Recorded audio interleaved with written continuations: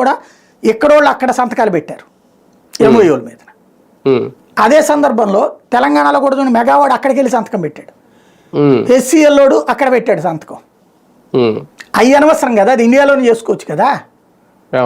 Basic గా concept ఏంటంటే Davos అనేది ఒక ప్రచారానికి పనికొస్తుంది. మా ఆంధ్ర మాది అంటే అక్కడ చర్చకి ఒకటి పనికొస్తుంది. మనం పేపర్లలో టీవీలలో లేకపోతే ఎయిర్పోర్ట్లో అడ్వర్టైజ్మెంట్ చేస్తూ ఉంటారు. ఇదివరకు 2014-19లో కూడా చూసా, అమరావతి సన్ రైజ్ స్టేట్ అన్నటువంటిది అడ్వర్టైజ్మెంట్.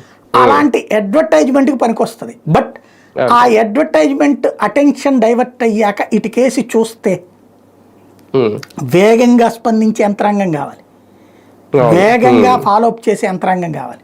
ఇక్కడ దరిద్రం ఏంటి, దేశ విదేశాలలో మన తెలుగు వాళ్లే పారిశ్రామికవేత్తలు ఉండి వాళ్ళందరితో మీటింగులు పెట్టి వాళ్ళు ఎంఓయూలు కుదుర్చుకోకపోవడం. అదే కదా. కానీ ఆంధ్రప్రదేశ్ ఇంకా పారిశ్రామికవేత్తలను ఆకట్టుకునేంతగా రెడీ అవ్వలేదా? బాబు గారు వచ్చిన అమరావతిని చూపించిన, అమరావతికి కోట్ల రూపాయల నిధులు కేంద్రం నుంచి వస్తున్నా, రాజధాని రెడీ అయిపోతున్నా అంటే విశాఖ ఒకటి కనిపిస్తుంది తప్ప, విశాఖను మినహాయిస్తే అమరావతిని చూసో రాబోయే ఒక భారీ క్యాపిటల్ చూసో వాళ్ళు ఇన్వెస్ట్ చేయడానికి ఆకర్షితులు అవ్వలేకపోతున్నారా? దావోస్ వెళ్ళినా ఆ ఫలితం దక్కలేదు.